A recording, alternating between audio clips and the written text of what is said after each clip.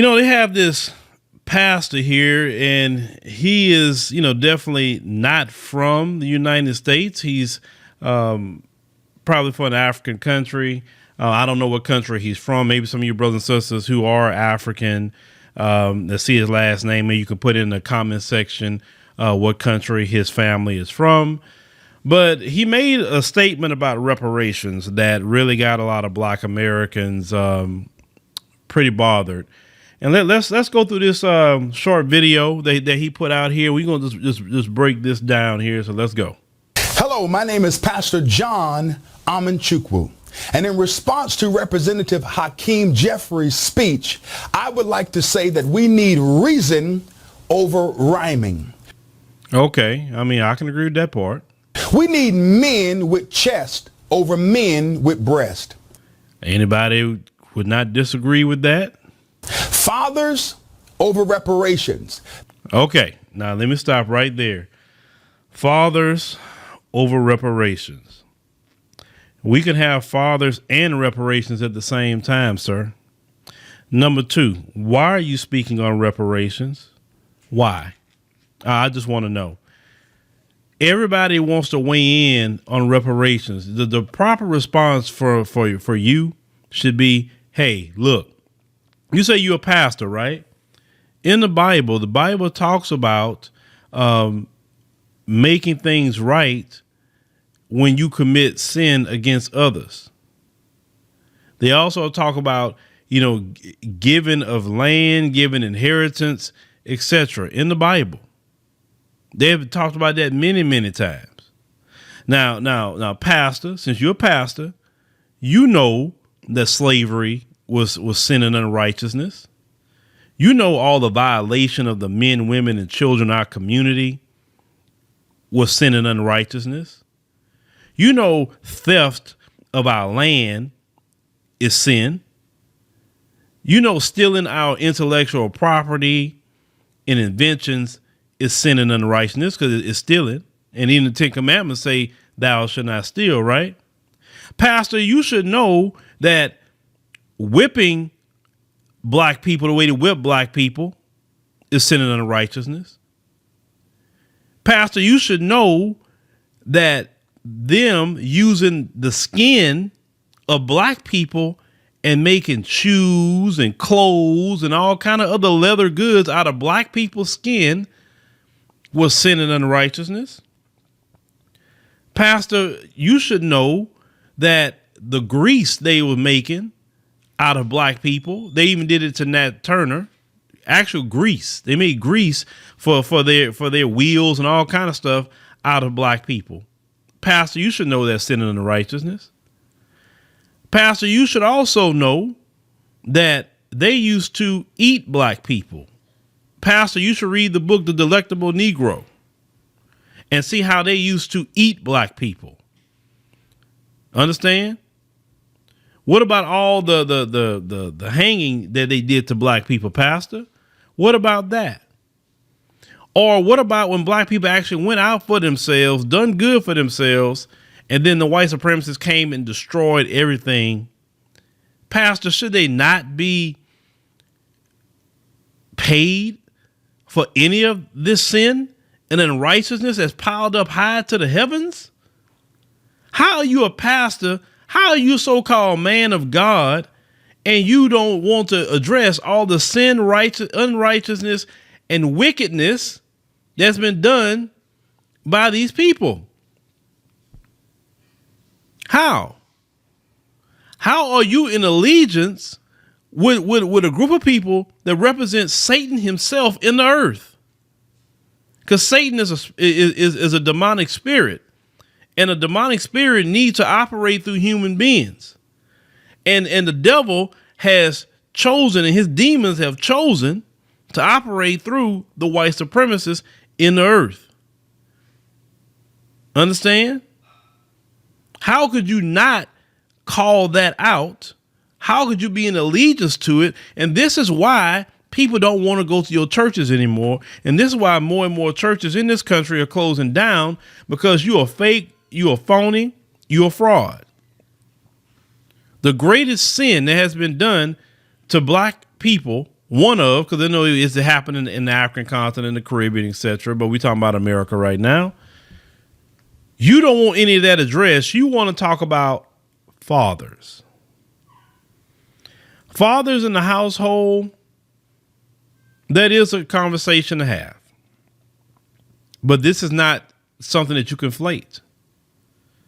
Because an absent father can't even compare to the evil that has been done by the white supremacists to black people. Biblical justice over social justice. What do you mean by biblical justice over social justice? If we had true biblical justice, we wouldn't need social justice, sir.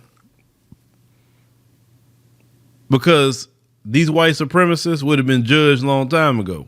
If we had some true biblical justice, you know, all the stuff like I said, like Derek Chauvin, there you go. What he did to George Floyd, if we had some true biblical justice, it'd have been some stoning going on. That's some biblical justice right there, Pastor.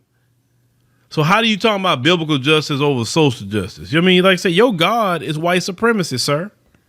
Diversity of thought over racialized social constraint. How do you think you got over here?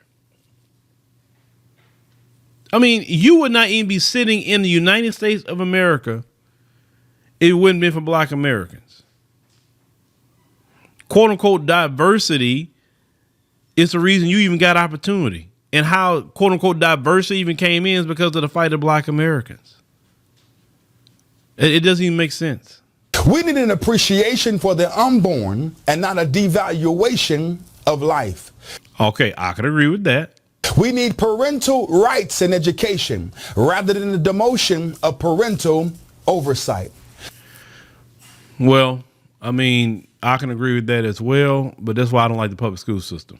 We need education and not indoctrination. Okay, I know where he's going with that.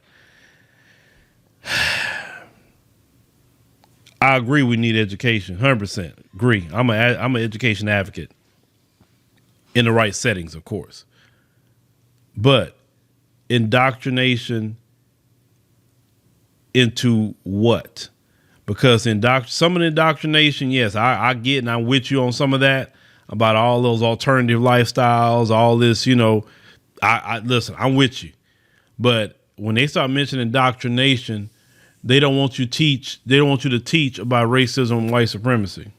We need the freedom of school choice and not the shackles of a one-size-fits-all educational model. I can agree with that as well, because I believe black people should have a choice of where they send their kids to school. I believe if they want to send their kids to a school across town or even in another city, as long as they can pick them kids up and drop them back off, you know what I'm saying, and make sure they get there on time every day, they should be able to do it. We need a healthy love for our flag and not a glorifying of domestic terrorists. You being a pastor, you don't supposed to have a love for a flag. You're supposed to have a love for your God. And that's once again, they put you in the area of a fake pastor, a fake teacher, because you are loving a cloth made in China, because most of our flags are made in China, by the way. You loving a flag, a man-made flag, on a nation that is soaked in the blood of black people, and you talking about loving a flag? Really? We need secured borders and not a defenseless nation. Okay, well, about the border, I agree with 100% about that. We need to send money to U.S. veterans instead of $45 billion to Ukraine. No, we need to send money to black Americans, not U.S. veterans, black Americans. Black Americans have not gotten anything. The $45 billion is a good down payment on reparations. That's what the $45 billion should go to, black Americans. We need a president that reacts and responds instead of one that ducks and hides. We need free markets and not free stuff. What? We need free markets and not free stuff. Why weren't you talking about all the free stuff that white people got? White people have been getting free stuff for over 400 years. They're still getting free stuff now. But when black people started having the opportunity to get quote unquote free stuff, all of a sudden now free stuff is a problem.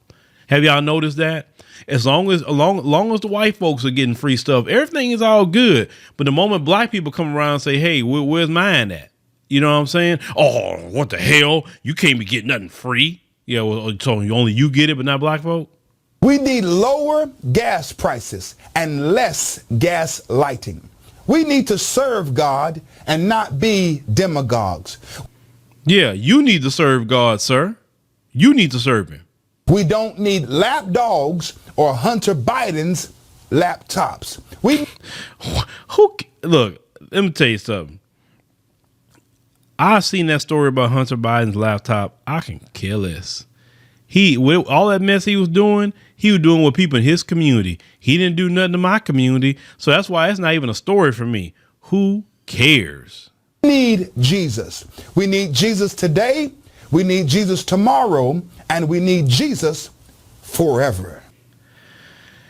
Yeah, a lot of people need Jesus, but sir, you peddling, worshiping a man-made flag soaked in the blood of black Americans. Sir, you're peddling, a lot of talking points from the right.